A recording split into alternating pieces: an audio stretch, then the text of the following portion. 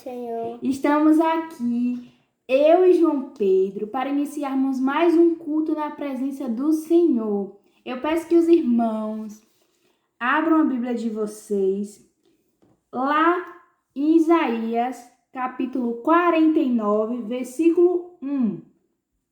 Amém? Vamos esperar os irmãos abrirem lá das suas casas. E o versículo 1 diz assim: Escutem, terras do mar, e vocês, povos de longe, prestem atenção. O Senhor me chamou desde o meu nascimento, desde o ventre da minha mãe. Fez menção do meu nome. Ele fez a minha boca como espada aguda. Na sombra da sua mão me escolheu. Ele fez de mim uma flecha polida e me guardou na sua aljada. Amém? Amém. Agora João Pedro vai orar. Vamos fechar os nossos olhos. Amém? Pode orar. Pai do Senhor, meus irmãos e minhas irmãs. E Amém. Vamos orar. obrigado por esse dia. Obrigado por Senhor, você é tão bom. Amém, Deus. E que abençoe esse culto. dia de igreja, esse culto. Em nome do Senhor Jesus. Amém. Amém. Vamos agora louvar ao Senhor.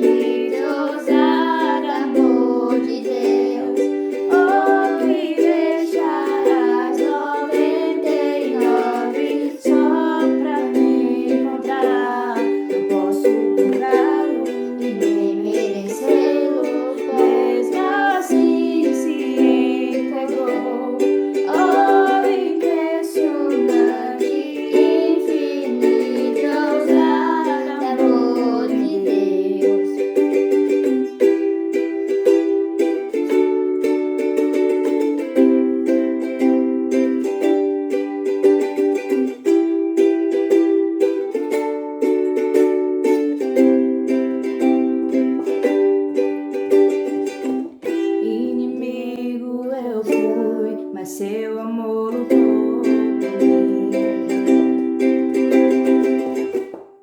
Tu tem sido tão bom pra mim.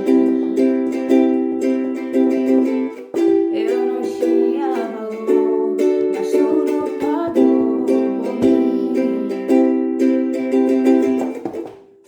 Tu tem sido tão bom pra mim.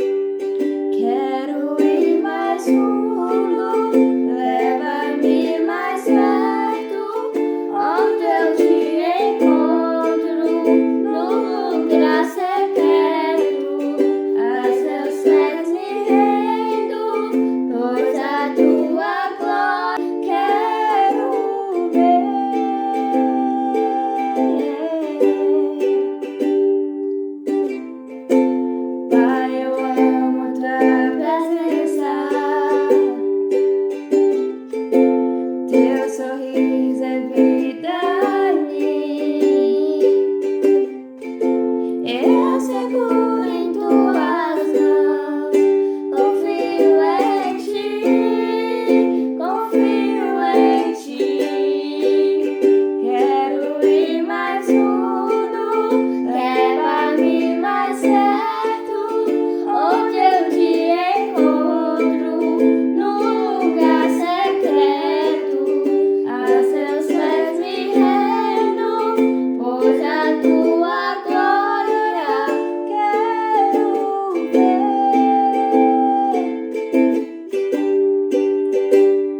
Amém.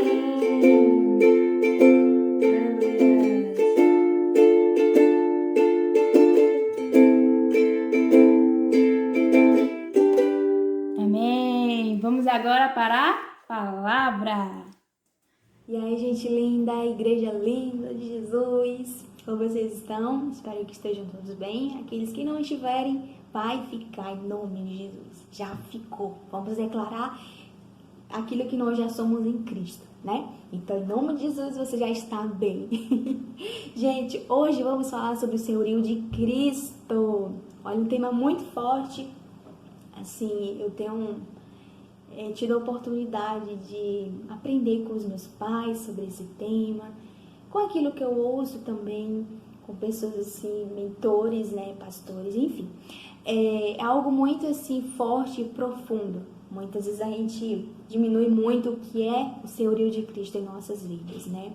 Então, o senhorio de Cristo não é apenas eu falar que sou cristã, não é apenas eu falar que eu amo Cristo, não é apenas eu estar postando coisinhas lá no meu Instagram, enfim, né? Mas é de verdade meu coração submetido aos princípios do Senhor, em dimensão espiritual e também terrena. Então, muitas vezes eu já me vi, né, dizendo Jesus é o meu Senhor, né? Mas na prática ali, né? Muitas vezes distorcendo, muitas vezes vivendo de maneira que desagradava, que entristecia o Espírito Santo. Então a gente precisa aprender o que é Jesus como Senhor. Eu digo isso por experiência própria, porque muitas vezes eu já tive essa mentalidade errada e essa mentalidade pequena do que é Jesus como Senhor. Então vamos falar sobre isso. Eu quero convidar vocês a abrirem lá Efésios 1, versículo 3 e versículo 10, que a gente vai estar lendo. Dá um tempinho aí. Quando abrirem, não vai dar pra dar ok, mas tudo bem. Vamos lá? Abriram aí?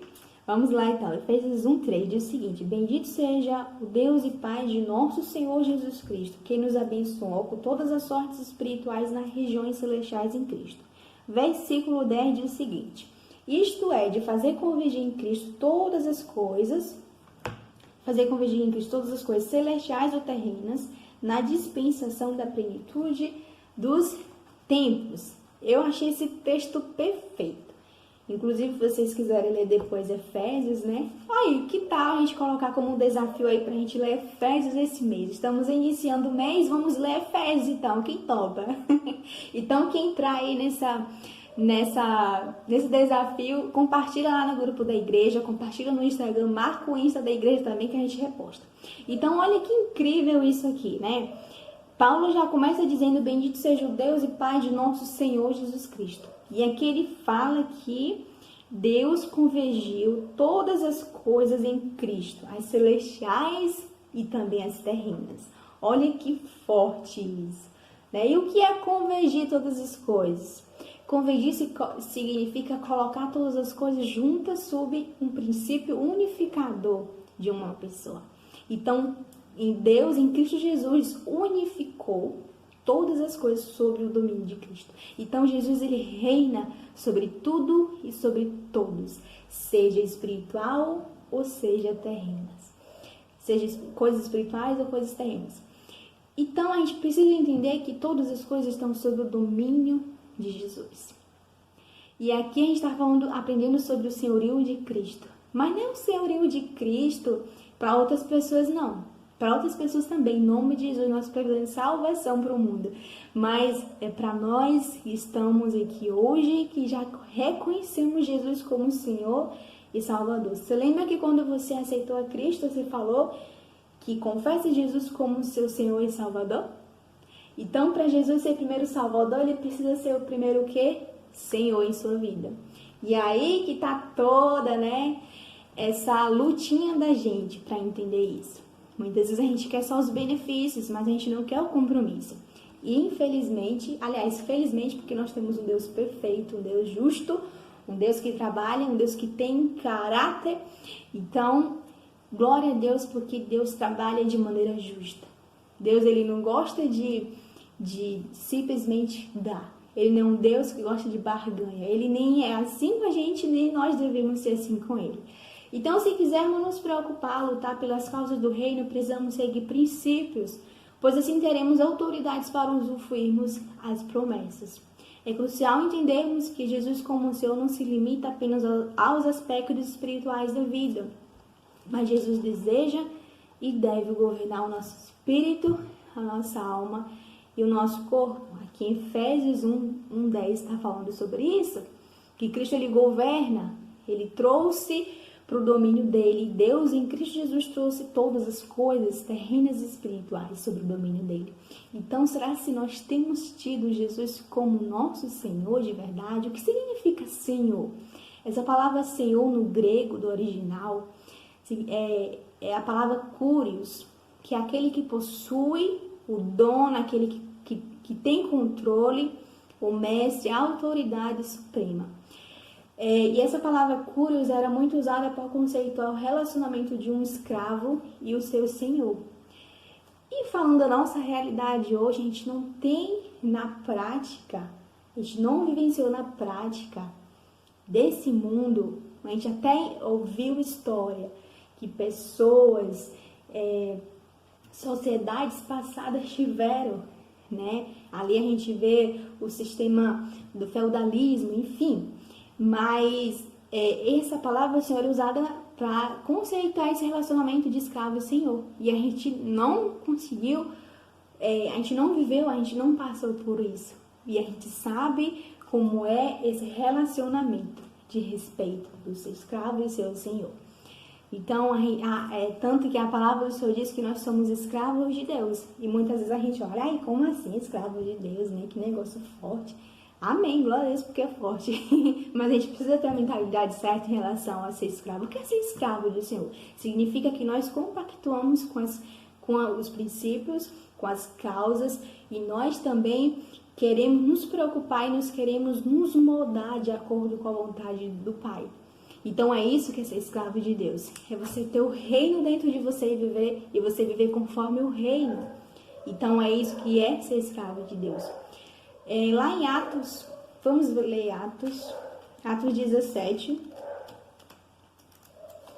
Atos 17, versículo 24 e 28. Diz assim: O Senhor que fez o mundo e tudo que nele há, e Senhor dos céus e da terra, e não habita em santuário feitos por mãos humanas. Versículo 28 diz: Pois nele vivemos, nos movemos e existimos. Como disseram alguns dos poetas de vocês, também somos descendência dele. Olha que lindo! Então, se nós queremos de verdade nos submeter ao senhorio de Cristo, ou seja, esse Jesus é o nosso Kyrios, nosso Senhor, ele é dono, ele é nosso dono. Nós não nos pertencemos, nós pertencemos a Cristo, nós não nos governamos, quem nos governa é Cristo. Então, será se de verdade nós temos vivido? Será se nós temos apenas achado o assunto bonito, mas a gente não está ali de verdade submetendo a nossa vida a esse senhorio de Cristo?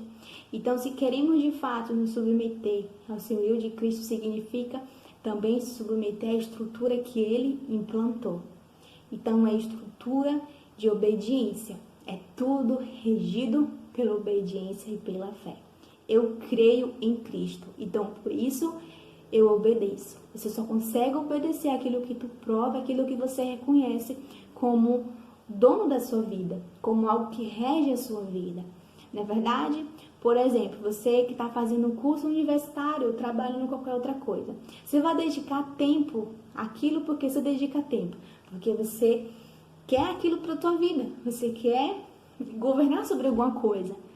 Você quer governar sobre um trabalho, você quer usufruir do seu trabalho, usufruir da sua profissão.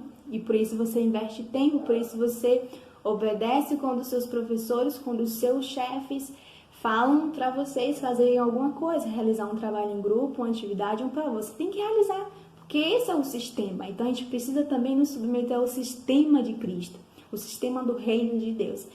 Então aqui diz que, pois nele vivemos, nos movemos e existimos. Olha que forte isso. Será que de fato eu, Larissa, nós temos vivido assim? Será que de verdade é por ele que vivemos, é por ele que nos movemos e existimos? Será que de fato essa questão de se mover, a forma que eu me comporto diante da sociedade, o testemunho que eu tenho dado, as coisas que eu tenho postado em minhas redes sociais tem representado Cristo? Como é que o mundo tem olhado pra gente, o que eles estão lendo na gente? Billy Graham fala que nós somos a Bíblia que o mundo vai ler. Isso é muito forte. E a palavra do Senhor diz que nós somos cartas vivas. Então, para sermos cartas vivas, nós precisamos nos submeter ao senhorio de Cristo. É esse senhorio que acaba com todos os clichês de eu sou assim mesma. Muitas vezes a gente fala, usa isso, eu sou assim mesmo. Aí às vezes a gente fala, nós somos realmente humanos e nós somos falhos. Só que muitas vezes a gente usa isso como uma justificativa. Eu digo por experiência própria. Muitas vezes eu pequei, eu ocultei. Mas eu sou pecadora, é porque eu sou falha mesmo. Só que isso são o quê? Mentiras do diabo, porque a palavra do Senhor diz que aquele que tem a mentalidade do Espírito vive pelo Espírito. A mentalidade do Espírito produz vida e paz. Então, se eu tenho uma mentalidade ainda de carne, eu vou produzir o quê? Morte espiritual. E até a morte física também. Mas, enfim, será que nós temos vivido assim também, desse clichêzinho de eu sou assim mesmo, e a gente não vê a forma que nós falamos com o próximo, a forma que eu trato um garçom, a forma que a gente trata um pendente na rua, a forma que a gente trata o cara ali que tá, esqueci o nome que dá, a pessoa da farmácia que tá passando troco pra gente, enfim, de que forma a gente tem representado a Cristo, de que forma nós estamos nos movendo diante desse mundo, gente. Isso aqui é muito forte, de que forma nós estamos vivendo, olhando qual a nossa cosmovisão, qual a nossa cosmovisão? É a cosmovisão bíblica, baseada na Bíblia? Será que é isso? Ou é outra coisa que distorce, que a gente... É aquilo, né, que muitas vezes a gente pega coisas que são atraentes pra gente dentro do Evangelho, e a gente introduz dentro de outras coisas e a gente cria a nossa doutrina. Só que Deus não nos chamou para viver, para criarmos doutrina, mas para nos submetermos a elas.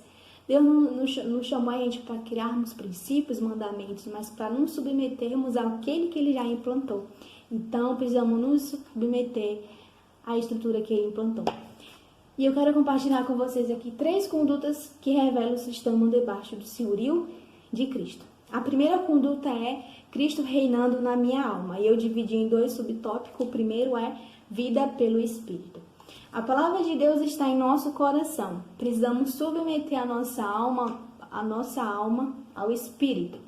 Dessa forma seremos vencedores e plenos em Cristo. Precisamos dar comando, deixando a palavra pular para a nossa alma e como resultado vai atingir a forma que nós nos comportamos, vai atingir o nosso corpo.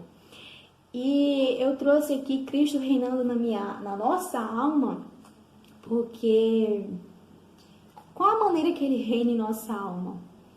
É o nosso espírito fortalecido, porque a palavra do Senhor diz que nós somos seres espirituais. A palavra do Senhor também diz que nós somos espírito, que Cristo Jesus nos fez espírito vivificante e não mais somos alma vivente. Então, o que é a alma? É a central das emoções, as nossas vontades, nossos desejos, nossos pensamentos, tudo. E o que é o espírito em Cristo? Nós somos seres espirituais, significa que o nosso espírito é onde nós experimentamos, nós temos consciência e comunhão de Deus.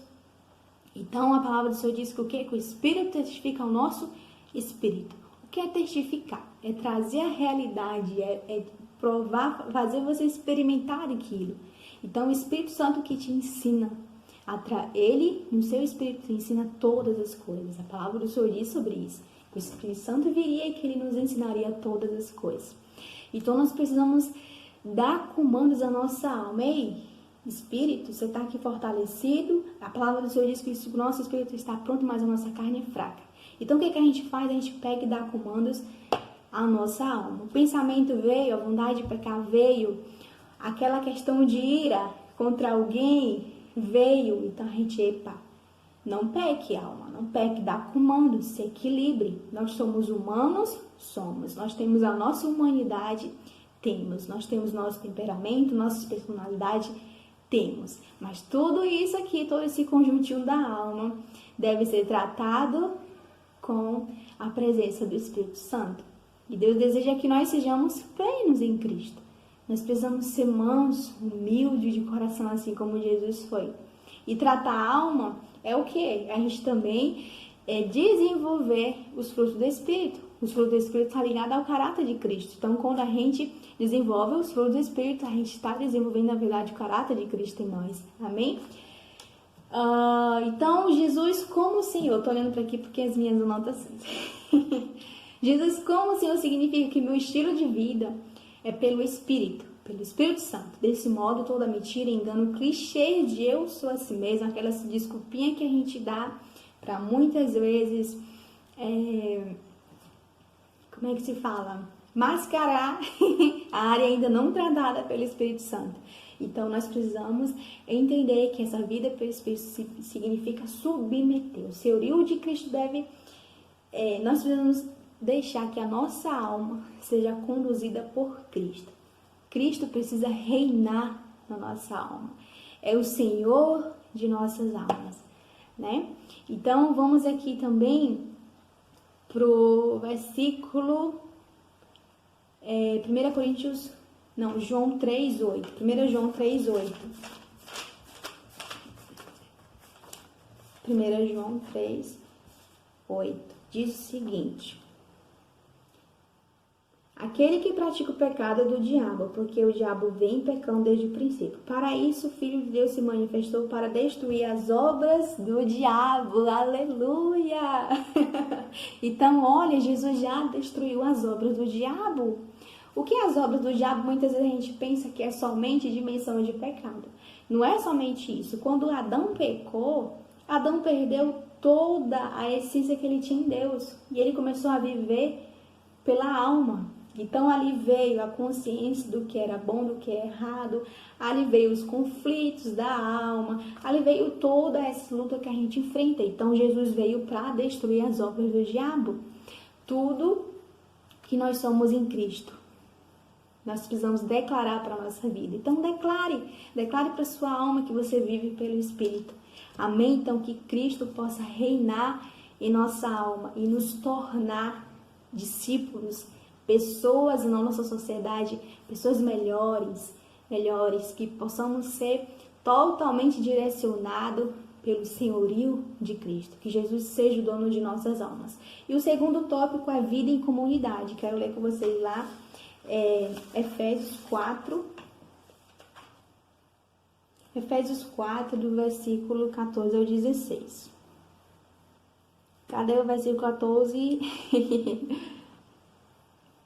Achei. Aqui diz o seguinte: o propósito é que não sejamos mais como crianças, levados de um lado para o outro pelas ondas, nem jogados para cá e para lá por todo o vento de doutrina e pela astúcia e esperteza dos homens que induzem ao erro. Mas antes, seguindo a verdade em amor, cresçamos em tudo naquele que é a cabeça, Cristo.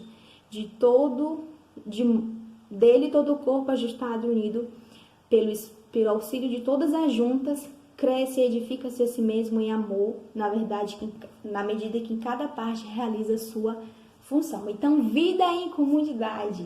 Cristo precisa reinar também.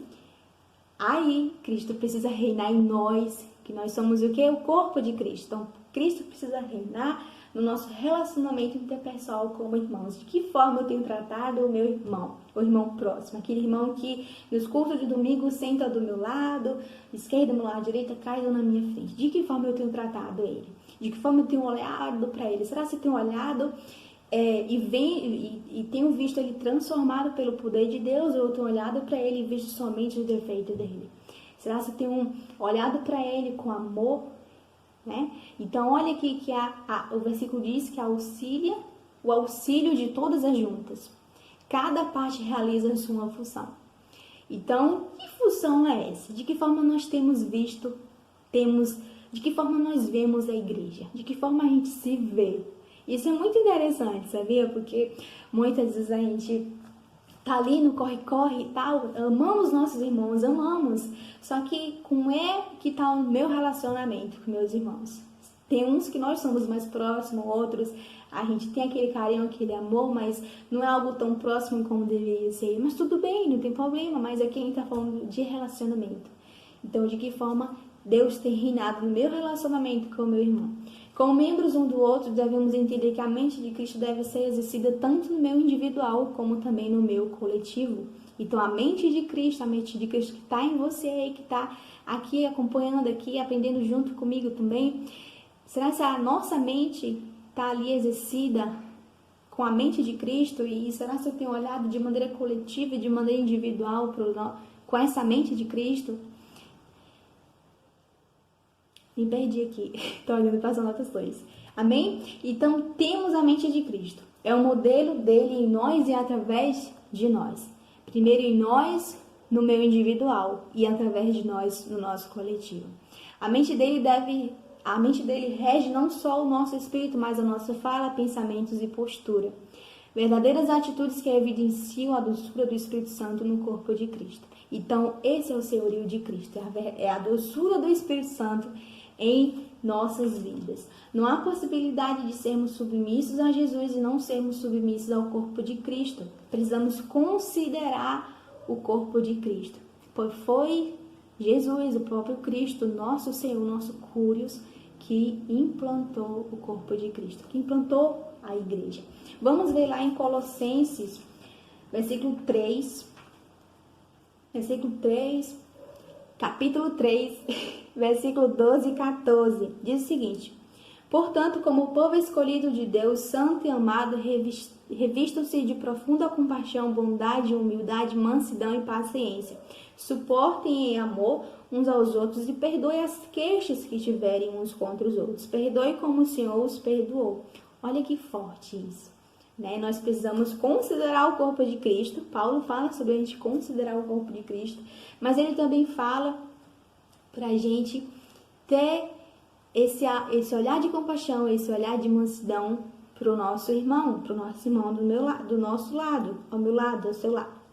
Aqui diz também que a paz de Cristo seja o juiz em seu coração, visto que vocês foram chamados para viver em paz, como membros de um só corpo, e sejam agraciados. Olha que lindo! Minha mãe costuma dizer que isso também é obra social. Por que obra social? Muitas vezes a gente pensa em obra social somente como dar, né? A justiça social. Bom, isso é muito bom, isso é bíblico, a gente precisa ajudar os necessitados, os pobres, as viúvas, enfim. Mas obra social também é a forma que eu me comporto com o próximo, de que forma eu tenho as palavras que eu falo, os pensamentos que eu falo penso a respeito de alguém. Será que se machuca fulano de tal? Então, nós precisamos ser mansos e pacientes e suportar, gente. É suportar com amor. Olha que forte, que lindo também. Então, que Jesus possa reinar na nossa forma de pensar e falar com o nosso próximo. Lá em Hebreus 3:1 diz para termos amor fraternal. Esse amor entre irmãos, esse amor perdoador, esse amor que ama, que cuida, que suporta, que auxilia, que consola e que exorta. E exortar é uma exortação, não com palavras, com falas de fúrias, mas com palavras de disciplinas e amor. Então, Cristo deve reinar na nossa fala com o nosso próximo. Ele deve reinar no nosso coletivo para sermos melhores. Aqui em Colossenses, ainda no versículo 16, diz, 3,16, habite ricamente em vocês a palavra de Cristo, ensinem e aconselhem uns aos outros com toda sabedoria, encantem salmos, hinos e cânticos espirituais com gratidão a Deus em seu coração. Tudo o que fizeres, seja em palavra ou em ação, faço em nome do Senhor Jesus, dando por meio dele graças a Deus Pai. Então, será se a fala que eu tenho expressado tem sido um meio para dar graças a Deus? Será que a fala que eu digo a respeito de alguém, que eu pronuncio a respeito de alguém, tem glorificado o nome do Senhor? Então, isso é vida em comunidade, é quando Cristo reina na forma que eu falo, é Cristo sendo o dono das minhas falas. Nós não somos donos de nada, queridas, nós estamos aqui usufruindo daquilo que Deus criou. Deus nos deu para usufruir, Ele plantou, né? Ele criou, formou tudo isso aqui e nos colocou nesse paraíso, esse mundo rico. E também nos deu a capacidade de trabalhar e termos sustento, e termos nossa casa, nossa comida, enfim, mas tudo aqui não é nosso, é do nosso Pai. E como Paulo falou, já não viveu mais Cristo, vive em mim. Então as minhas falas, os meus pensamentos, com a minha vida em comunidade, em igreja, em corpo de Cristo, devem ser também falas que vá evidenciar o fruto do Espírito Santo, que vai evidenciar o senhorio de Cristo em nossas vidas. Eu tenho aprendido muito isso, não é algo fácil não, porque viver, no coletivo ali nunca foi algo fácil. Nós, seres humanos, temos muita dificuldade em relacionamento interpessoal. Relacionamento interpessoal é totalmente bíblico. É algo que o Senhor, ali desde sempre, o Senhor fala que é melhor 2 do que 1. Olha que lindo! Então, que possamos ter esse senhorio de Cristo.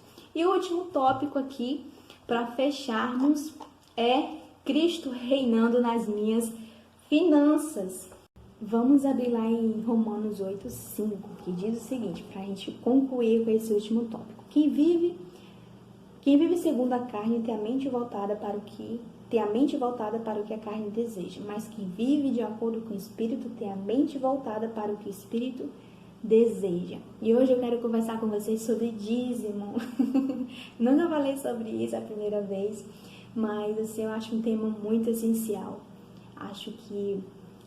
Tenho certeza que é um tema essencial para, como igreja, como corpo de Cristo, tratarmos também, né? E muitas vezes a gente tem medo de falar, até porque a gente criou uma polêmica sobre isso, algo que não deveria existir, na verdade, né? A gente muitas vezes cria polêmica onde não tem polêmica.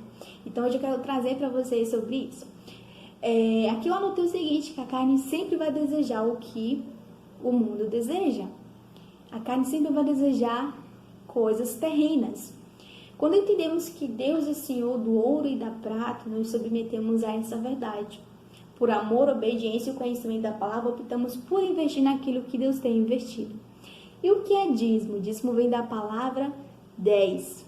Tá? Então, por isso, a gente precisa, como obediência, entregar nossos 10% ao Senhor. E outra coisa muito top é que a gente está entregando, a gente não está dando, né? Porque até porque não pertence a gente. Nós estamos apenas administrando e que, em nome de Jesus, sejamos bons mordomos daquilo que Deus tem dado a gente, que possamos administrar bem.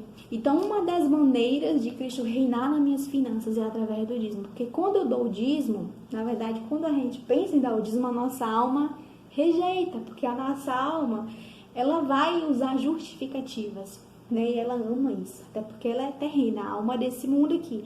A alma, ela vai desejar, ter a mente voltada para o que a carne deseja. Então, a gente precisa ter isso em mente e viver de acordo com o Espírito. Então, assim, eu vou citar para vocês aqui alguns versículos, mas só para vocês depois conferir cada tempo aqui. Mas lá em Gênesis 14:21, a gente vai ver que Abraão entregou o dízimo de tudo a Melquisedeque. E depois eu quero falar com vocês sobre isso. O dízimo é um mandamento, um princípio que Deus estabeleceu antes da lei, durante a lei e também na graça. Jesus confirmou a prática do dízimo no Velho Testamento e no Novo Testamento. Então, quando nós que fazemos parte do corpo de Cristo, que temos essa comunidade, nós precisamos entender e ser generosos em amor e obediência ao sustento dessa comunidade. E nós precisamos devolver porque eu estou cumprindo uma obediência. Eu vou dar um exemplo para um princípio. Vou dar um exemplo. Quando a gente peca, quando alguém está em pecado, ele consegue ter comunhão com Deus? Ele consegue usufruir do contato ali gostoso com Deus? não consegue, ele deixa de usufruir. Da mesma coisa é o dízimo, quando eu não entrego o dízimo, eu estou deixando de usufruir bênçãos daquele princípio, daquele mandamento. Então, muitas vezes a gente tem, assim, não sido muito inteligentes em relação a isso, essa é a verdade, e que possamos ser inteligentes, sábios em obediência. Eu trouxe aqui algumas simbologias rapidinho para vocês, para a gente entender melhor essa questão de Melquisedeque trazido hoje para a graça, para o Novo Testamento. Então, por exemplo, eu trouxe aqui a Páscoa. A Páscoa no Novo Testamento hoje a gente celebra como? Através da Santa Ceia. E eu trouxe uma tipologia que é Josué. Josué no grego significa Jesus. Então, uma tipologia. A lei serviu de guia até Cristo. Na graça tudo foi substituído, não anulado. A gente precisa entender isso, que o dízimo ele não foi anulado, tá? Então, quando escolhemos não dizimar, estamos contribuindo para uma mentalidade avarenta e de injustiça, a mentalidade de falta. E essa mentalidade de falta pertence ao primeiro Adão, Adão lá que é o homem carnal. Então, a palavra do Senhor diz que aqui, quem vive segundo a carne tem a mente voltada para o que a carne deseja. A gente nunca vai conseguir tirar coisas que a carne deseja porque dói, porque é desconfortável. Só que por obediência e por pensar e por saber que nós somos de Cristo, pertencemos a Cristo, nós dizimamos por obediência e porque nós temos a mentalidade do Espírito. Lá em Hebreus 7, 11 e 28, a gente vai... Quero que vocês abram depois, mas quem quiser pode abrir aí. Lá o título é que Jesus é semelhante a Melquisedeque. Podemos biblicamente afirmar que Abraão, quando ele entregou o dízimo a Melquisedeque estava ali representando Jesus. E nós somos filhos de Abraão pela fé. E nós dizimamos agora não a Melquisedeque mais, mas ao nosso Senhor. O nosso Senhor, do dono do ouro e da prata. Nós dizimamos a Ele, nós entregamos a Ele. E eu quero deixar outro versículo para vocês, que é Mateus 23, que diz que uma prática não anula a outra. Vocês vão entender aí que os fariseus estavam ali dando um dízimo, mas eles estavam abrindo mão da justiça, da misericórdia e fidelidade. E o Senhor falou, olha, faça tudo isso, mas não anule a outra. Então Deus estava dizendo, olha, dá o dízimo, mas não anule esses princípios, mas também pratique esses princípios e não anule o dízimo. Então, nós não podemos anular o dízimo. Amém? Então, eu concluo aqui dizendo que quem dá o dízimo faz parte da mentalidade da nova criatura. A prosperidade ela é resultado de Jesus como o Senhor das nossas finanças. E que Deus te abençoe, que possamos fluir e ter essa mentalidade de reino, essa mentalidade de Cristo, em nome de Jesus. Um abraço, que Deus abençoe vocês.